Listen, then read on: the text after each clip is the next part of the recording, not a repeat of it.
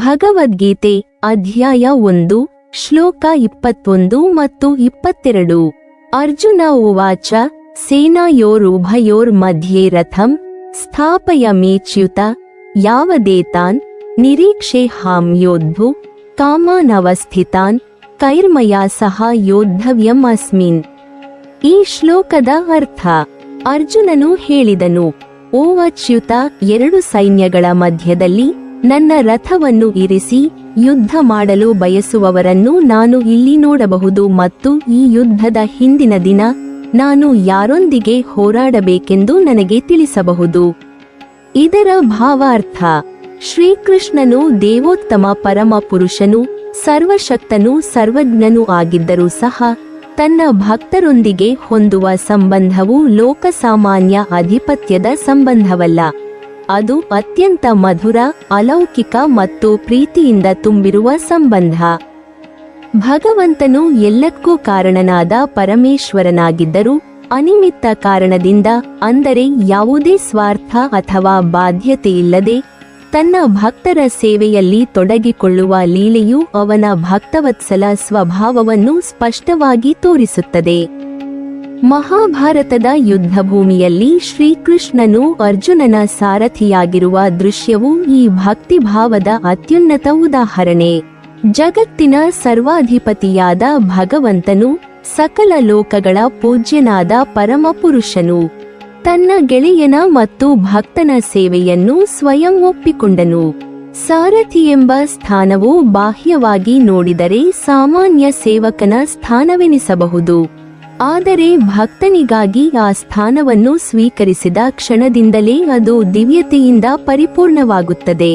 ಅರ್ಜುನನ ಆಜ್ಞೆಯಂತೆ ರಥವನ್ನು ಹಾಯಿಸುವುದು, ಯುದ್ಧಭೂಮಿಯಲ್ಲಿ ಅವನ ಸೂಚನೆಗಳಿಗೆ ಅನುಗುಣವಾಗಿ ನಡೆಯುವುದು, ಇವೆಲ್ಲವೂ ಶ್ರೀಕೃಷ್ಣನ ಮಹಿಮೆಯನ್ನು ಕಡಿಮೆ ಮಾಡುವುದಿಲ್ಲ, ಬದಲಾಗಿ ಅವನ ಮಹಾತ್ಮ್ಯವನ್ನು ಇನ್ನಷ್ಟು ಉನ್ನತಗೊಳಿಸುತ್ತವೆ. ಈ ಕಾರಣದಿಂದಲೇ ಶ್ರೀಕೃಷ್ಣನನ್ನು ಇಲ್ಲಿ ಅಚ್ಯುತ ಎಂದು ಸಂಬೋಧಿಸಲಾಗಿದೆ. ಅಚ್ಯುತ ಎಂದರೆ ಎಂದಿಗೂ ತನ್ನ ಸ್ಥಾನದಿಂದ ಚ್ಯುತರಾಗದವನು. ಭಕ್ತನಿಗಾಗಿ ಸೇವಕನ ಪಾತ್ರವನ್ನು ವಹಿಸಿಕೊಂಡರು. ತನ್ನ ಸರ್ವೋಚ್ಚ ಸ್ಥಾನದಿಂದ ಅವನು ಕಿಂಚಿತ್ತೂ ಚ್ಯುತರಾಗುವುದಿಲ್ಲ. ಅವನು ಸಾರಥಿಯಾಗಿದ್ದರೂ ಸಹ ಅವನ ಅಂತರಂಗದಲ್ಲಿ ಸದಾ ದೇವೋತ್ತಮ ಪರಮ ಪುರುಷನಾಗಿಯೇ ಇರುತ್ತಾನೆ. ಎಲ್ಲ ಸನ್ನಿವೇಶಗಳಲ್ಲಿಯೂ ಅವನು ಹೃಷಿಕೇಶ, ಸಕಲ ಇಂದ್ರಿಯಗಳ ಸ್ವಾಮಿ. ಇಂದ್ರಿಯಗಳ ಸ್ವಾಮಿಯಾಗಿರುವವನು ತನ್ನ ಇಚ್ಛೆಯಿಂದಲೇ ಭಕ್ತನ ಇಚ್ಛೆಗೆ ಒಳಗಾಗುವಂತೆ ಕಾಣಿಸುವುದು ಅವನ ಲೀಲೆಯ ಪರಮ ಸೌಂದರ್ಯ.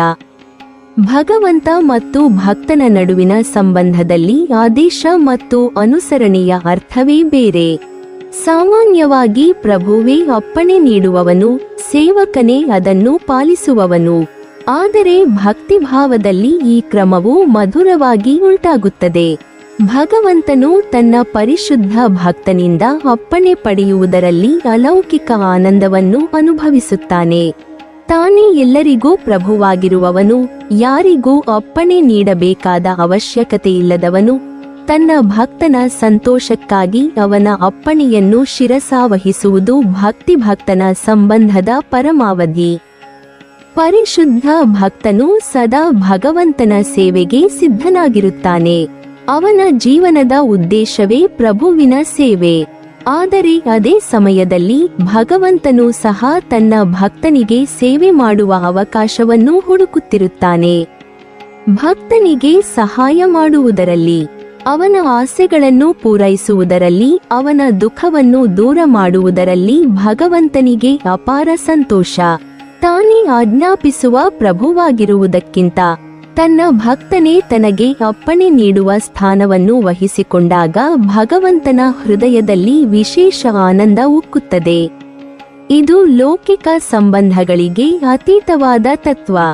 ಇಲ್ಲಿ ಅಹಂಕಾರಕ್ಕೆ ಸ್ಥಾನವಿಲ್ಲ, ಶ್ರೇಷ್ಠತೆ ತೋರಿಸುವ ಅಗತ್ಯವಿಲ್ಲ. ಭಗವಂತನು ಶ್ರೇಷ್ಠನೆಂಬ ಸತ್ಯವು ಅಚಲವಾದುದು. ಅದನ್ನು ಸಾಬೀತುಪಡಿಸುವ ಅವಶ್ಯಕತೆಯೇ ಇಲ್ಲ. ಆದ್ದರಿಂದಲೇ ಅವನು ತನ್ನ ಮಹಿಮೆಯನ್ನು ಮುಚ್ಚಿಕೊಂಡು ಭಕ್ತನ ಮುಂದೆ ಸ್ನೇಹಿತನಾಗಿ, ಸೇವಕನಾಗಿ ನಿಲ್ಲುತ್ತಾನೆ. ಈ ಲೀಲೆಯ ಮೂಲಕ ಭಗವಂತನು ಜಗತ್ತಿಗೆ ಒಂದು ಮಹತ್ತರ ಸಂದೇಶವನ್ನು ನೀಡುತ್ತಾನೆ. ನಿಜವಾದ ಮಹತ್ವವು ಆಧಿಪತ್ಯದಲ್ಲಿ ಅಲ್ಲ, ಪ್ರೀತಿಯಲ್ಲಿ ಇದೆ. ಶ್ರೀಕೃಷ್ಣನು ಪರಮಸತ್ಯ. ಉಪನಿಷತ್ತುಗಳು ಹೇಳುವಂತೆ ಅವನು ನಿತ್ಯೋ ನಿತ್ಯಾನಾಂ ಚೇತನಶ್ಚೇತನಾನಾಂ, ಎಲ್ಲ ನಿತ್ಯಗಳಲ್ಲಿ ನಿತ್ಯ, ಎಲ್ಲ ಚೇತನಗಳಲ್ಲಿ ಪರಮಚೇತನ. ಅಂಥ ಭಗವಂತನಿಗೆ ಸೇವೆ ಬೇಕೇ? ಅವನಿಗೆ ಯಾವುದಕ್ಕೂ ಅವಲಂಬನೆ ಇದೆಯೇ? ಇಲ್ಲ. ಆದರೂ ಅವನು ಭಕ್ತನ ಸೇವೆಯಲ್ಲಿ ತೊಡಗಿಕೊಳ್ಳುತ್ತಾನೆ. ಇದುವೇ ಭಕ್ತಿಯ ಪರಮ ರಹಸ್ಯ. ಭಗವಂತನ ಮಹಿಮೆ ಐಶ್ವರ್ಯದಲ್ಲಿ ಅಲ್ಲ, ಅವನ ಭಕ್ತವತ್ಸಲತೆಯಲ್ಲಿ ಇದೆ. ಐಶ್ವರ್ಯವು ಭಯವನ್ನು ಹುಟ್ಟಿಸುತ್ತದೆ, ಭಕ್ತವತ್ಸಲತೆ ಪ್ರೀತಿಯನ್ನು ಹುಟ್ಟಿಸುತ್ತದೆ. ಭಗವಂತನು ಭಕ್ತನ ಹೃದಯವನ್ನು ಗೆಲ್ಲಬೇಕೆಂದರೆ ಅವನು ಪ್ರಭುವಾಗಿ ಅಲ್ಲ, ಸೇವಕನಾಗಿ ನಿಲ್ಲುತ್ತಾನೆ. ಅದಕ್ಕಾಗಿಯೇ ಶ್ರೀಕೃಷ್ಣನು ಅರ್ಜುನನ ಮುಂದೆ ಪರಮಾತ್ಮನಾಗಿ ಉಪದೇಶಕನಾಗಿದ್ದರೂ ಯುದ್ಧ ಭೂಮಿಯಲ್ಲಿ ಅವನ ರಥದ ಸಾರಥಿಯಾಗಲು ಹಿಂಜರಿಯಲಿಲ್ಲ. ಇಲ್ಲಿ ಒಂದು ಸೂಕ್ಷ್ಮವಾದ ತತ್ವವಿದೆ. ಭಗವಂತನು ಅರ್ಜುನನ ಅಪ್ಪಣೆಯನ್ನು ಪಾಲಿಸಿದನು ಎಂದರೆ ಅವನು ಅರ್ಜುನನ ಅಧೀನನಾದನೆಂದಲ್ಲ. ಅದು ಪ್ರೀತಿಯ ಅಧೀನತೆ, ಅಧಿಕಾರದ ಅಧೀನತೆ ಅಲ್ಲ. ಪ್ರೀತಿಯಲ್ಲಿ ಸ್ವಾತಂತ್ರ್ಯ ಹೆಚ್ಚಾಗುತ್ತದೆ, ಅಧೀನತೆಯಲ್ಲೂ ಆನಂದ ಉಂಟಾಗುತ್ತದೆ.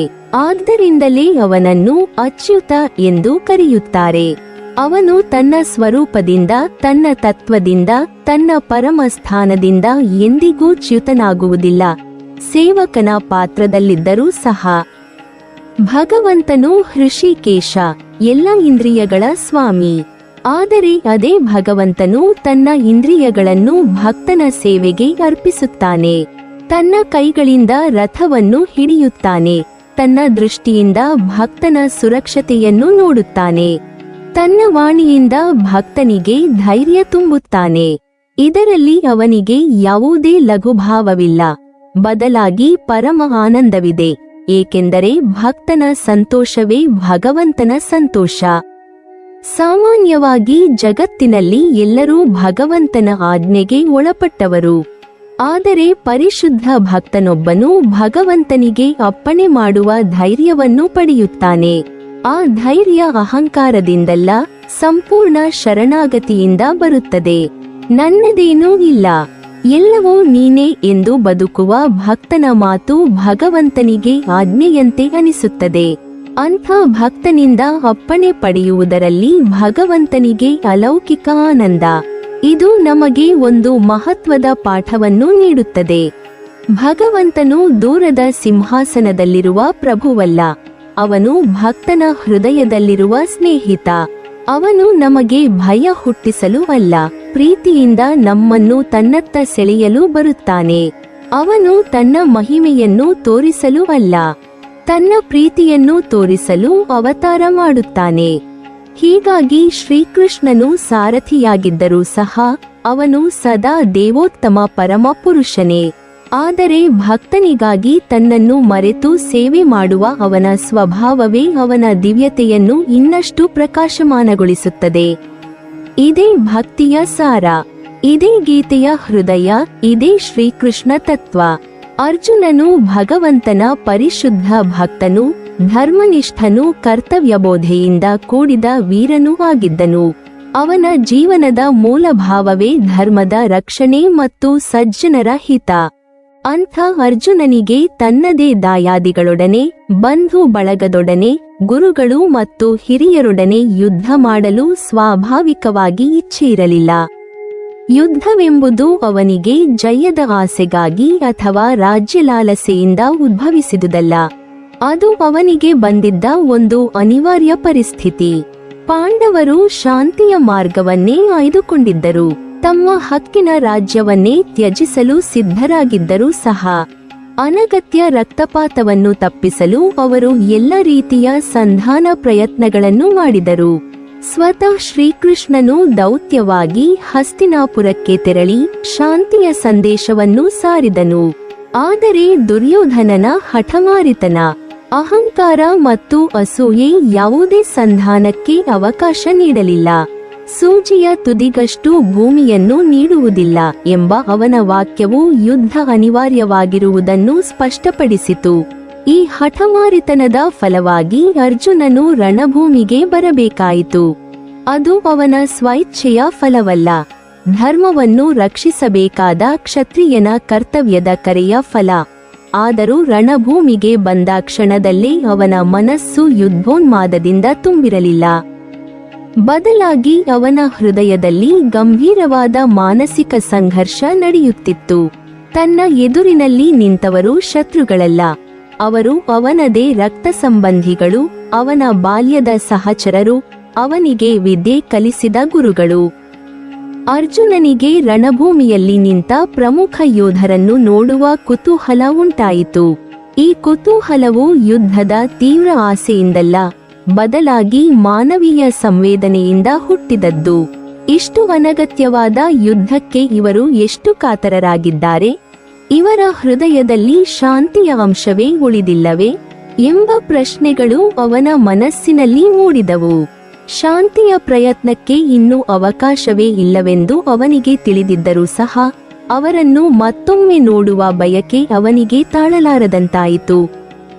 ರಣಭೂಮಿಯಲ್ಲಿ ನಿಂತು ತನ್ನ ಬಂಧುಗಳನ್ನು, ಗುರು ದ್ರೋಣಾಚಾರ್ಯರನ್ನು, ಪಿತಾಮಹ ಭೀಷ್ಮರನ್ನು, ಸಹೋದರರನ್ನು ಮತ್ತು ಸ್ನೇಹಿತರನ್ನು ಕಂಡಾಗ ಅರ್ಜುನನ ಮನಸ್ಸು ಇನ್ನಷ್ಟು ಕರಗಿತು.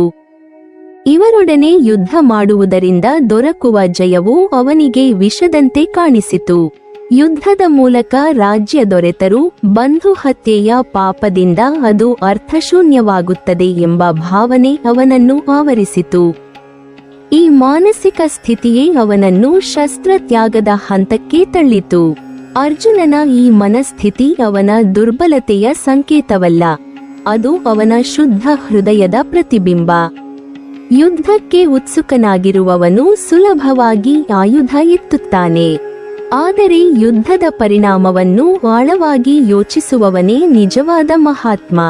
ಅರ್ಜುನನು ಯುದ್ಧದ ಹಿಂದೆ ಇರುವ ಧರ್ಮ ಅಧರ್ಮದ ಸೂಕ್ಷ್ಮ ರೇಖೆಯನ್ನು ಅರಿಯಲು ಪ್ರಯತ್ನಿಸುತ್ತಿದ್ದನು. ಇಂತಹ ಸಂದರ್ಭದಲ್ಲಿ ಅವನ ಸಾರಥಿಯಾಗಿದ್ದ ಶ್ರೀಕೃಷ್ಣನು ಅವನಿಗೆ ಮಾರ್ಗದರ್ಶನ ನೀಡಲು ಸಿದ್ಧನಾಗಿದ್ದನು. ಅರ್ಜುನನ ಕುತೂಹಲ, ಅವನ ಮಾನಸಿಕ ತಲಣ ಮತ್ತು ಅವನ ಕರ್ತವ್ಯ ಭ್ರಾಂತಿ ಇವೆಲ್ಲವೂ ಭಗವದ್ಗೀತೆಯ ಉದಯಕ್ಕೆ ಕಾರಣವಾಯಿತು.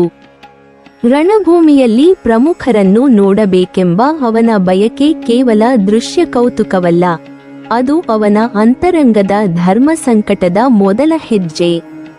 ಹೀಗಾಗಿ ಅರ್ಜುನನು ಯುದ್ಧಕ್ಕೆ ಬಂದದ್ದು ಕ್ರೌರ್ಯದಿಂದಲ್ಲ, ಅನಿವಾರ್ಯತೆಯಿಂದ. ಅವನು ಯುದ್ಧವನ್ನು ಬಯಸಲಿಲ್ಲ, ಆದರೆ ಧರ್ಮವನ್ನು ಬಯಸಿದನು. ಶಾಂತಿ ಸಾಧ್ಯವಿಲ್ಲವೆಂಬ ಸತ್ಯ ಸ್ಪಷ್ಟವಾದಾಗಲೂ ಯುದ್ಧದ ಮುನ್ನ ಕ್ಷಣಗಳಲ್ಲಿ ಅವನು ಮಾನವೀಯತೆಯನ್ನು ಕಳೆದುಕೊಳ್ಳಲಿಲ್ಲ. ಇದೇ ಅರ್ಜುನನ ಮಹತ್ವ, ಇದೇ ಅವನ ಪರಿಶುದ್ಧ ಭಕ್ತತ್ವದ ಲಕ್ಷಣ. ಈ ಸಂದರ್ಭದಲ್ಲಿ ಮಹಾಭಾರತದ ಮಹಾಯುದ್ಧವು ಆರಂಭದ ತುದಿಗೆ ಬಂದು ನಿಂತಿತ್ತು. ಎರಡು ಪಾಳಯಗಳ ಸೇನೆಗಳು ಪರಸ್ಪರ ಎದುರು ನಿಂತು ಶಂಖನಾದ, ಭೇರಿ, ತೂರ್ಯಗಳ ಘೋಷದಿಂದ ರಣಭೂಮಿ ಗಂಭೀರ ವಾತಾವರಣದಿಂದ ತುಂಬಿತ್ತು. ಅಂಥ ಮಹತ್ವದ ಕ್ಷಣದಲ್ಲಿ ಪಾಂಡವರ ಪರಮ ವೀರನಾದ ಅರ್ಜುನನು ತನ್ನ ಸಾರಥಿಯಾದ ಶ್ರೀಕೃಷ್ಣನಿಗೆ ಒಂದು ನಿರ್ದಿಷ್ಟ ಆಜ್ಞೆಯನ್ನು ನೀಡುತ್ತಾನೆ, ತನ್ನ ರಥವನ್ನು ಎರಡು ಸೈನ್ಯಗಳ ಮಧ್ಯದಲ್ಲಿ ನಿಲ್ಲಿಸಬೇಕೆಂದು. ಈ ಆಜ್ಞೆ ಸರಳವಾಗಿ ಕಂಡರೂ ಅದರ ಹಿಂದೆ ಅರ್ಜುನನ ವೀರ ಸ್ವಭಾವ, ಯುದ್ಧ ಸಿದ್ಧತೆ ಮತ್ತು ಅವನ ಅಜೇಯ ಆತ್ಮವಿಶ್ವಾಸವು ಸ್ಪಷ್ಟವಾಗಿ ವ್ಯಕ್ತವಾಗುತ್ತದೆ. ಅರ್ಜುನನು ರಥವನ್ನು ಮಧ್ಯದಲ್ಲಿ ನಿಲ್ಲಿಸುವಂತೆ ಕೇಳಿದ್ದಕ್ಕೆ ಒಂದು ಸ್ಪಷ್ಟ ಉದ್ದೇಶವಿತ್ತು. ಮಹಾಯುದ್ಧದಲ್ಲಿ ಅವನು ಎದುರಿಸಬೇಕಾದ ಯೋಧರು ಯಾರು? ಅವರ ಶಕ್ತಿ, ಅವರ ಸ್ಥಿತಿ ಮತ್ತು ಅವರ ಮನೋಭಾವ ಹೇಗಿದೆ ಎಂಬುದನ್ನು ಸ್ವತಃ ಕಣ್ಣಾರೆ ನೋಡುವ ಬಯಕೆ ಅವನಿಗೆ ಉಂಟಾಗಿತ್ತು. ಇದು ಶತ್ರುಗಳ ಬಗ್ಗೆ ಭಯದಿಂದ ಹುಟ್ಟಿದ ಕುತೂಹಲವಲ್ಲ, ಬದಲಾಗಿ ಯುದ್ಧಕ್ಕೆ ಮುನ್ನ ಶತ್ರುಪಕ್ಷದ ರೇಖೆಗಳನ್ನು ಪರಿಶೀಲಿಸುವ ಒಬ್ಬ ಮಹಾನ್ ನಾಯಕನ ಜಾಗೃತ ಮನಸ್ಥಿತಿ. ಯುದ್ಧವೆಂದರೆ ಕೇವಲ ಶೌರ್ಯದ ಪ್ರದರ್ಶನವಲ್ಲ, ಅದು ವಿವೇಕ, ಪರಿಶೀಲನೆ ಮತ್ತು ತಂತ್ರಜ್ಞಾನದ ಸಂಯೋಜನೆಯೂ ಹೌದು ಎಂಬ ಅರಿವು ಅರ್ಜುನನಲ್ಲಿತ್ತು. ಶತ್ರುಗಳ ಸಾಲುಗಳನ್ನು ಗಮನಿಸಲು ಬಯಸುವ ಮೂಲಕ ಅರ್ಜುನನು ತನ್ನ ಧೈರ್ಯ ಮತ್ತು ಶೌರ್ಯವನ್ನು ಪ್ರಕಟಿಸುತ್ತಿದ್ದನು. ಶತ್ರುಸೇನೆಯ ನಡುಭಾಗಕ್ಕೆ ಹೋಗಲು ಧೈರ್ಯವಿಲ್ಲದವನು ನಾಯಕನಾಗಲು ಸಾಧ್ಯವಿಲ್ಲ. ಆದರೆ ಅರ್ಜುನನು ಯಾವುದೇ ಹಿಂಜರಿಕೆಯಾಗದೆ ನಿರ್ಭಯವಾಗಿ ಆ ಸ್ಥಳವನ್ನು ಆಯ್ದುಕೊಂಡನು. ಇದು ಅವನ ಮಹಾನ್ ಧೈರ್ಯ ಮತ್ತು ದೃಢನಿಶ್ಚಯದ ಸಂಕೇತ. ಅವನ ದೃಷ್ಟಿಯಲ್ಲಿ ಎದುರಿನಲ್ಲಿ ನಿಂತವರು ಅಜ್ಞಾತ ಶಕ್ತಿಗಳು ಅಲ್ಲ, ಅವರು ಅವನಿಗೆ ಪರಿಚಿತ ಯೋಧರು. ಅವರೊಂದಿಗೆ ಅವನು ಶಕ್ತಿಯನ್ನು ತೂಕ ಹಾಕಲು ಸಿದ್ಧನಾಗಿದ್ದನು. ಇದಲ್ಲದೆ ಈ ಆಜ್ಞೆ ಅರ್ಜುನನ ಸಾಹಸಮಯ ಸಿದ್ಧತೆ ಮತ್ತು ಅದಮ್ಯ ಶಕ್ತಿಯನ್ನು ಕೂಡ ತೋರಿಸುತ್ತದೆ. ಯುದ್ಧದ ಮೊದಲ ಬಾಣ ಹಾರುವ ಮುನ್ನವೇ ಅವನು ಮಾನಸಿಕವಾಗಿ ಸಂಪೂರ್ಣ ಸಿದ್ಧನಾಗಿದ್ದನು. ತನ್ನ ಶಸ್ತ್ರಾಸ್ತ್ರಗಳ ಮೇಲಿನ ನಂಬಿಕೆ, ತನ್ನ ವಿದ್ಯೆಯ ಮೇಲಿನ ವಿಶ್ವಾಸ ಮತ್ತು ತನ್ನ ಧರ್ಮಪಾಲನೆಯ ಮೇಲಿನ ದೃಢತೆ ಅವನ ಮುಖಭಾವ ಮತ್ತು ನಡೆನುಡಿಯಲ್ಲಿ ಸ್ಪಷ್ಟವಾಗುತ್ತಿತ್ತು. ಅವನು ಯುದ್ಧಕ್ಕೆ ಸಿದ್ಧನಾಗಿದ್ದನು, ಫಲಿತಾಂಶ ಏನೇ ಆಗಲಿ.